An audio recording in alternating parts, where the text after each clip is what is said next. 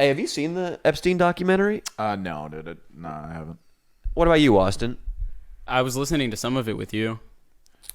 Is it creepy? It's all right. What's the gnarliest thing that guy did? The gnarliest thing he would do is he's taking chicks to his island out in St. Bart's or Barbados or wherever the fuck. And for some reason, when he gets into international waters or third world waters, he's cool with just flat out raping chicks. Jesus. He's got a couple different levels. When he's in Palm Beach, Florida, Jeffrey Epstein, the famous finance guy who famously killed himself last fall, allegedly. When he's in Palm Beach, his shit is just getting little high school girls over. He has other chicks who are young or in their 20s go around to high schools, Jesus. like fucking smoking a cigarette out by the gates as these girls are walking home, and then when they walk by, go, psst, hey, there's this rich dude who lives down the street over the bridge in Palm. He'll give you $200 to give him a massage.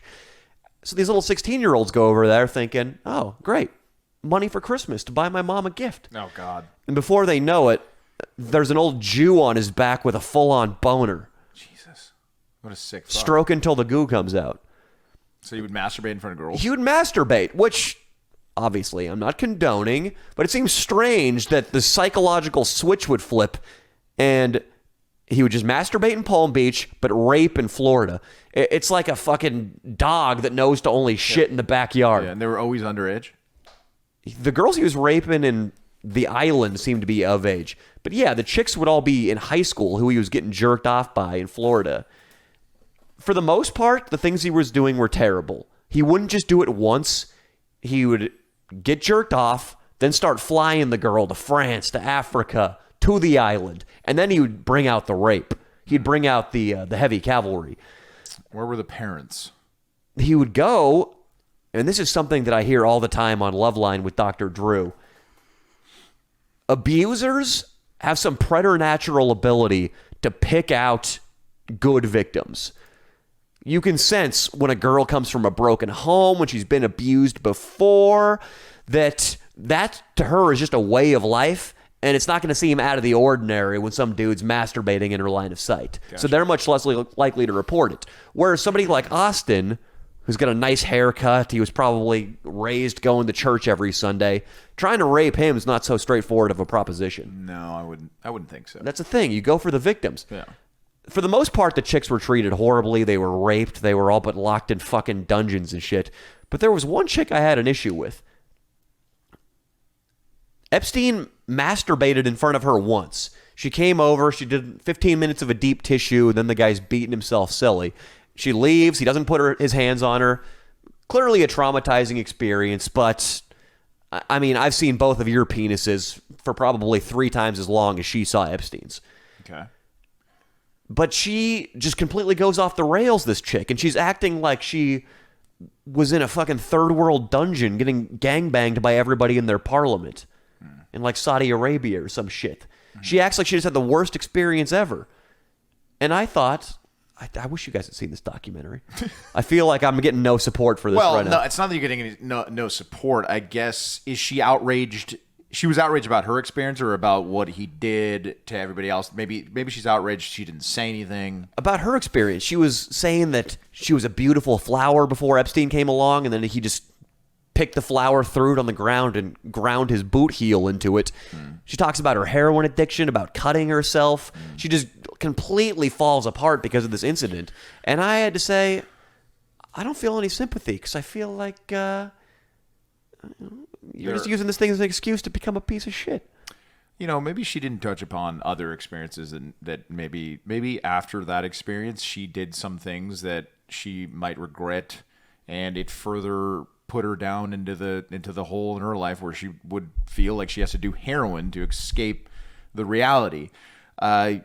Maybe he was like a gateway predator to other predators for her to like really just stop giving a fuck about life or see a different part of the world that she didn't realize was out there every day. That's true. But maybe she, people often want to blame, their problems on somebody, and I don't think that he's a terrible guy to blame it on. But Look, Leo, there are worse things that happen to people, sure, but I don't know, who are we to judge, I guess. Leo, if you were a sophomore in high school, you slid into second base and you kind of tweaked your ankle, you had to see a local sports doctor. It was a smoking hot chick. Yeah. And while she was manipulating your foot to get a look and maybe to try to work on the swelling, she just ripped down her pants and started rubbing her pussy. Yeah, it would be phenomenal. But men are definitely in a different sexual sphere earlier. Like they get more, I guess, sexually mature earlier. Like It's not true. That's the opposite is true. They say that Women absolutely mature physically. Why is it that way less men get molested, or is it just because we don't talk about it? Well, you have to think that women aren't programmed for short-term dating and constant sexual gratification. Yeah.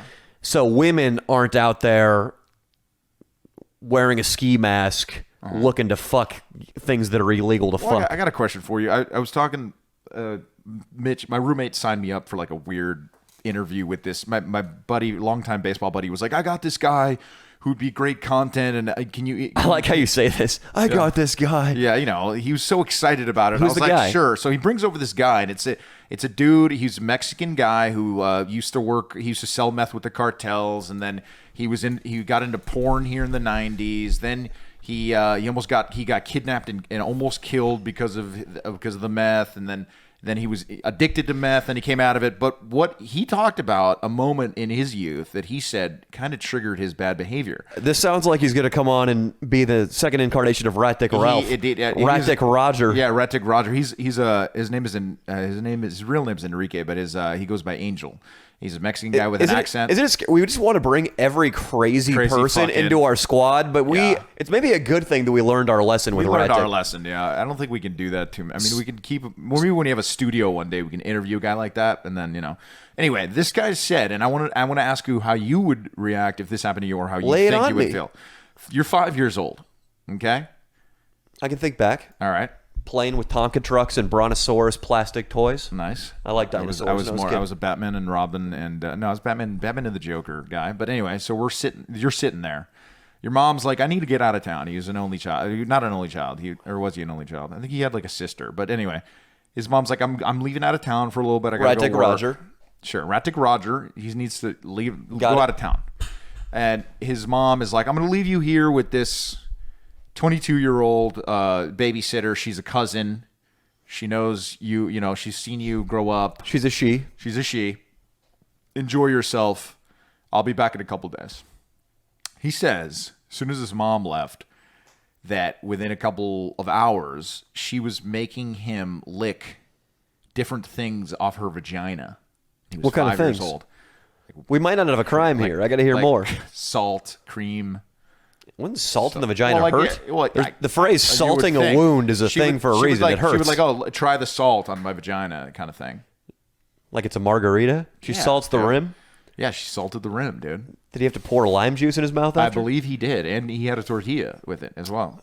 But anyway, this all happened to him, and he says he might have gotten triggered enough to be a drug dealer, and then he really knows the ins and outs of how to cook some meth. I'll tell you that much. He went deep into it.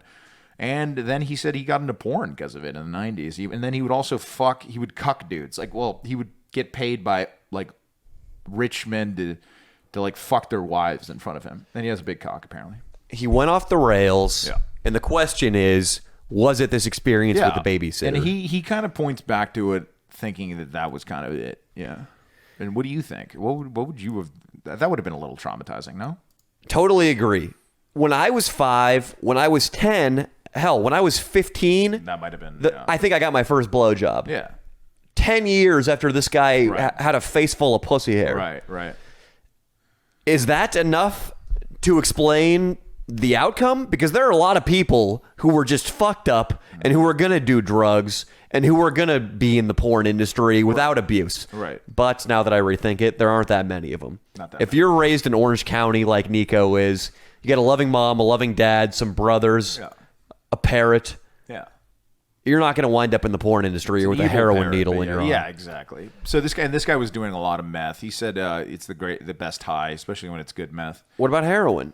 I don't know if Inlanighi's done both, and Inlanighi swears by H. He says he only went from weed and meth, man. And he said meth was kind of enough for him. But then, yeah, it was the hardest thing ever to come off. But what happened was when they they beat the shit out of him so bad and burned half of his body when they Drug kidnapped him. dealer people? Yeah, drug dealer people trying to steal his stash, and they left him for dead, and his recuperation was like a year and a half from the head trauma, and he says he saw a couple angels, and they told him he was a good guy, and that he needed to change his life, and he did, and he has been sober for like 12 years. I'm seeing an angel right now.